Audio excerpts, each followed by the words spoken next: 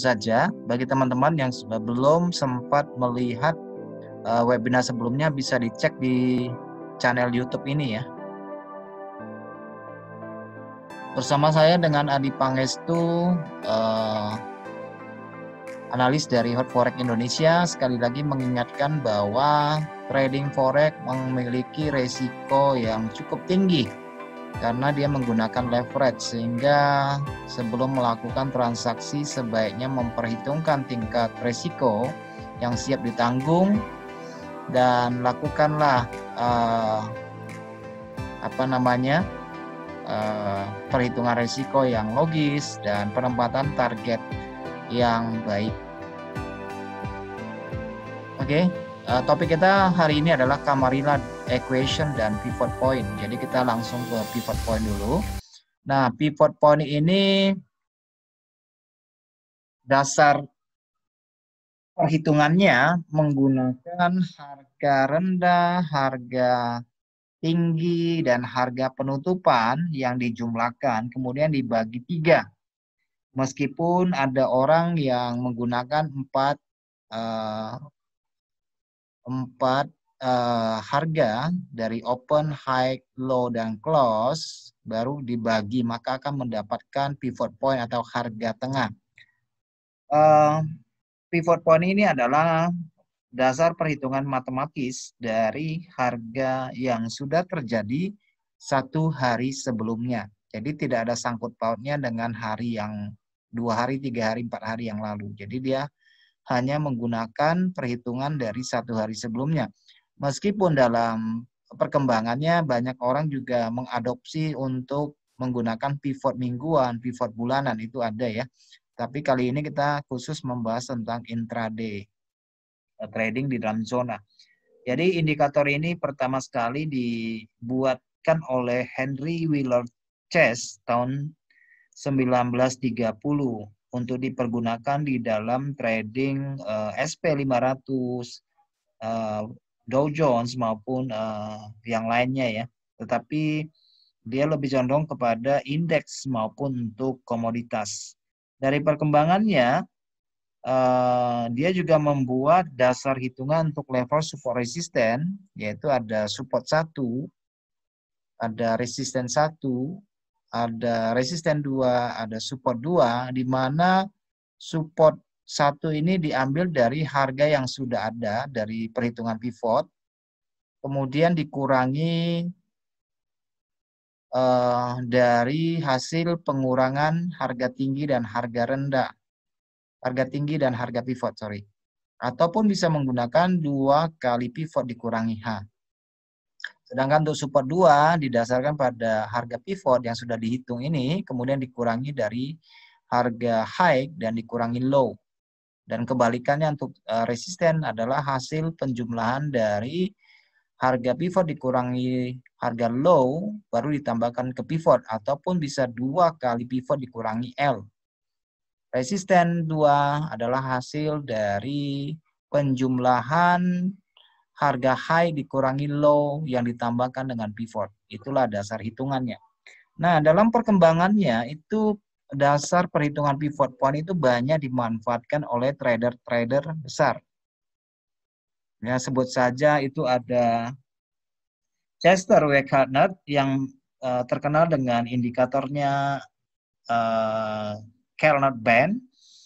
Kemudian ada kembali dipergunakan oleh Larry Williams maupun oleh Donald C. Lambert yang sudah kita bahas dalam webinar sebelumnya tentang CCI. Dia juga menggunakan dasar perhitungan berdasarkan pivot, gitu ya.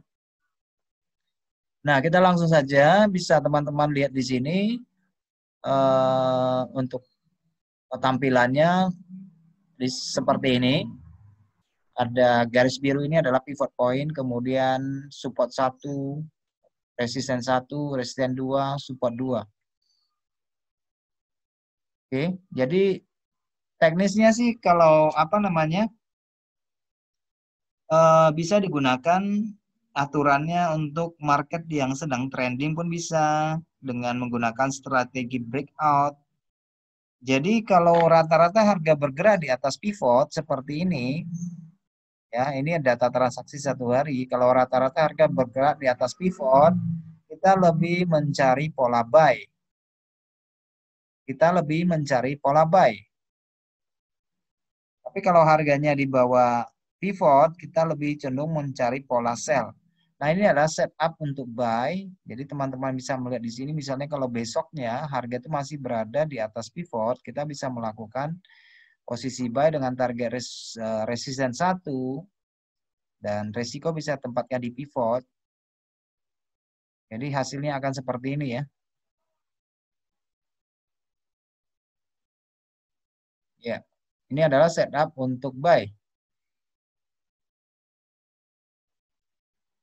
Nah, sedangkan setup untuk sell itu adalah kebalikannya. Kalau kita mendapati perhitungan dari satu hari sebelumnya bahwa harga cenderung untuk turun, maka kalau harga masih berada di bawah pivot seperti ini dan kita mengambil posisi sell, maka kita bisa menempatkan risiko di resisten 1 dengan target di support 1.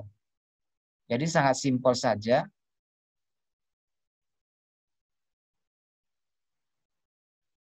Nah, di dalam prakteknya menggunakan menggunakan pivot point, kita juga bisa mengcombine dengan alat bantu yang lain ya. Jadi tidak mutlak dari hanya dari ini saja. Oke. Jadi nanti teman-teman bisa menggunakan indikator seperti MACD, untuk indikator osilasinya bisa pakai RSI, atau bahkan menggunakan indikator dalam tampilan template ini seperti MA, gitu ya, seperti MA. Nah, kalau teman-teman perhatikan, dari MA ini di MA biasa. Jadi misalnya kita dapati bahwa harga rata-rata berada di atas pivot seperti ini dan harga di atas MA. Kita boleh berasumsi harga lebih cenderung ke atas. Kita boleh ambil buy, targetnya di resisten 1, seperti itu. Nah, demikian juga misalnya harga cenderung berada di bawah pivot. Kemudian harga juga berada di bawah MA, ada pola turun. Berarti kita lebih cenderung ambil posisi sell. Oke, kita lihat di sini ya, ambil posisi sell di sini. Di sini juga masih formatnya sell karena kemarin turun. Kemudian di sini kita lihat harga sideways. Kalau kita perhatikan, rata-rata harga itu hanya bergerak di antara support 1 dan resisten 1 dalam kondisi ranging. Nah, nanti kita langsung ke MetaTrader-nya ya. Nanti kita ke MetaTrader-nya. Nah, ini tentu level harga ini bersifat permanen, itu adalah kelebihan daripada pivot point dibandingkan dengan MA, dengan yang lainnya ya. Jadi dia bersifat permanen. Jadi fungsinya adalah untuk menentukan perencanaan transaksi dalam penempatan target, proyeksi harga, dan untuk penempatan stop loss. Oke. Nah, selanjutnya kita lihat di Camarilla. Camarilla ini memiliki biasanya 8 level ya. 8 level. Biasa dia menggunakan high 1, high 2, high 3. Biasanya begitu. Jadi ini adalah indikator yang diperkenalkan oleh jadi ide dasar dari Camarilla ini yang memiliki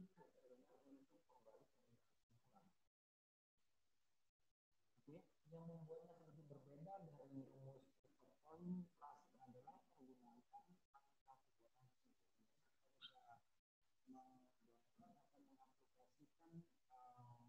indikator Camarilla. Jadi Camarilla ini adalah alat analisa teknis untuk basiskan perhitungan matematis yang menghasilkan yang seperti R1 sampai R4, kemudian ada satu sampai R4. Jadi dia memiliki 8 level ya. Dan dengan dasar perhitungannya ini bisa dilihat di sini. Jadi saya tidak membuat contoh lagi. Indikator ini sudah sering pakai usaha habis aplikasi ya. Nah, di sini kelihatan teman-teman lihat di sini ada level-levelnya H1, H2, H3, H4. Di sini juga ada L1, L2, L3 dan L4. Ini yang paling utama di sini adalah level H3 dan H4 serta L3 dan L4. Jadi konteksnya kalau harga itu berada di antara L3 dan H3, L3 dan H3 ini konteksnya adalah ranging ya. Jadi kita bisa melakukan ambil posisi buy maupun posisi sell. Nah, ini adalah setup untuk skenario market ranging. Jadi kalau kita mengambil posisi buy itu harus kita ketahui bahwa harga itu memang berada di kisaran L3 dan H3. Oke, jadi kita bisa melakukan ambil posisi buy apabila harga turun di bawah L3, kemudian dia naik kembali ke L3, ada pola, kita ambil posisi buy. Dan bisa kita tempatkan nanti targetnya di H1, H2, atau H3. Demikian juga untuk skenario pola sell nanti. Kita tunggu harga dulu naik ke atas H3, seperti ini H3 ya, di H3. Kemudian dia putar balik di bawah H3. Maka kita bisa melakukan posisi sell dengan target L1, L2, L3. Seperti saya bilang, ini level yang paling penting adalah H3 dan H4. H3, H4, dan L3, L4. Karena apabila H4 ini levelnya dijebol, ini akan menjadi market yang trending. Maupun dengan L4 kalau dia jebol, itu akan cenderung mengambil posisi trending untuk sell. Tetapi harus kita perhatikan bahwa level support resisten tidak terbatas hanya pada level-level di Camarilla ini. Jadi lebih kepada sifat teknisnya adalah bahwa harga bersifat dinamis, tidak bisa dibatasi dengan level-level ini. Dan ini hanya dipergunakan di dalam konteks untuk ranging, trading di dalam zona. Jadi terutama di H3 dan L3, jadi bisa buy sell di sini. Tapi kalau dia sudah keluar, itu konteksnya juga berbeda. Biasanya kalau sudah di L4, kalau terjadi breakout dari gelombang sebelumnya, ini bisa melanjutkan tren, lanjutan. Atau dia break H4, itu bisa lanjut ke atas. Gitu ya. Nah, ini adalah skenario dari market ranging. Nanti skenario untuk market trending itu yang seperti saya bilang, ya mesti di H3, H4, dan dia jebol H4, maka akan melanjutkan kenaikan. Oke, jadi harga skenario trending adalah ambil posisi buy apabila harga berada di antara H3 dan H4. Ini H3 dan H4. Kemudian beli saat harga bergerak menembus H4. Jadi targetnya nanti bisa ke level lanjutannya di H5 atau H berapa ya. Kemudian stop loss-nya bisa kita tempatkan di H3 nanti. Dan untuk posisi sell-nya nanti harga berada di level 3 dan level 4. Di antara level 3 dan level 4 di sini. Kemudian lakukan sell apabila dia menembus H4. H4 di sini ya. Targetnya bisa di L5 dan seterusnya. Tapi stop loss-nya bisa kita tempatkan di L3. Oke, kita langsung ke ke MetaTrader.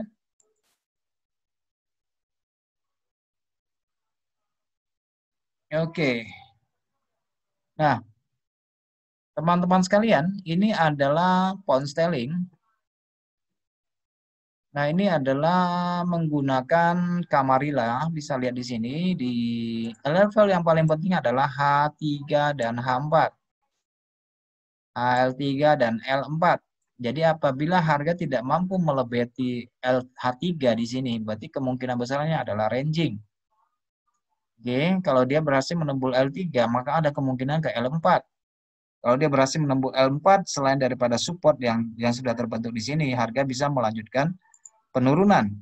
Ini adalah dasar perhitungannya biasanya Camarilla itu berdasarkan pada open dan close London ya. Jadi sedikit berbeda dengan pivot point, di mana pivot point itu lebih cenderung mengambil data transaksi satu hari sebelumnya. Tapi pada Camarilla dia mendasarkannya pada market London ya, lebih cenderung ke market London. Nah, ini adalah tampilan dari Euro USD. Euro USD sini posisinya saat ini berada di posisi, kalau kita buka di apa, di sini ini masih berada di posisi L4 ya. Berada di posisi L4 di mana pivotnya berada di atas. Nah, oke, sekarang kita coba cek kembali kepada pivot point. Teknik dari pivot point adalah bahwa rata-rata harga yang bergerak di atas pivot itu lebih condong kepada posisi buy. Ini adalah channel yang saya sebutkan tadi, yang diaplikasi dari pivot point ya. Tetapi kali ini kita tidak membahas tentang indikator yang satu ini, tetapi lebih condong kepada pivot point.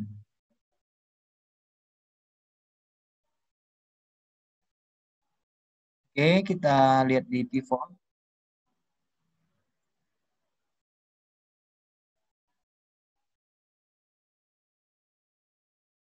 Oke, ini adalah pivot point ya. Kita lihat posisi harga dari euro berada di support 1. Sehingga apabila dia melanjutkan perjalanan, kemungkinan besar akan ke S2, support 2, karena harga ini berada di bawah pivot.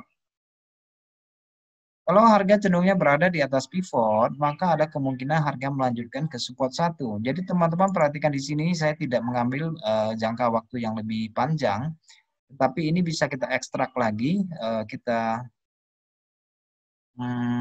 perbanyak ya. Pivotnya kita perbanyak di sini. Saya ambil misalnya 60 hari yang lalu. Jadi kita bisa melihat di sini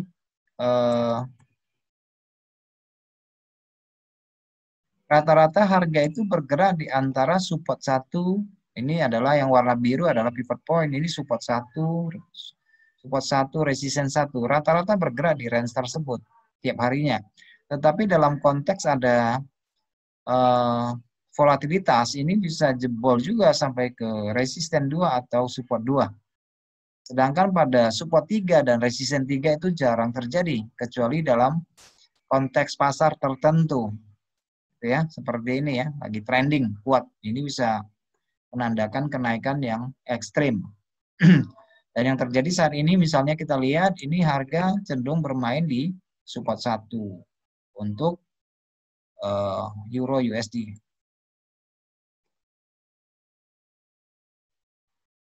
Nah, dalam hal di sini kita juga bisa cenderung misalnya kalau harga itu tidak sampai ke H3, kemudian di apa? Di sini ada pola sell misalnya seperti ini, dia kan pola sell ya. Lebih berarti kita bisa ambil pola sell di sini, kemudian tempatkan target di L3. Boleh juga di L1, L2, L3 ini bisa sebagai target. Oke, bisa sebagai target. Oke, jadi ini adalah video singkat sekali dalam webinar ini yang saya perbarui karena ada gangguan dari jaringan yang tidak terlalu bagus, jadi saya buatkan satu video singkat supaya bisa dipahami dengan lebih jelas tentang apa yang saya sampaikan, karena saya mendapatkan informasi dari teman-teman bahwa suara saya itu putus-putus. Jadi saya buatkan video singkat ini supaya bermanfaat ya, supaya bermanfaat. Oke, bagi teman-teman sekalian yang membutuhkan analisa, bisa lihat di apa ya, di analis grup HFM tentunya. Bisa cek di sini nanti ya. Oke, terima kasih buat teman-teman yang sudah bergabung pada webinar pada hari ini. Terima kasih dan sampai jumpa pada minggu depan.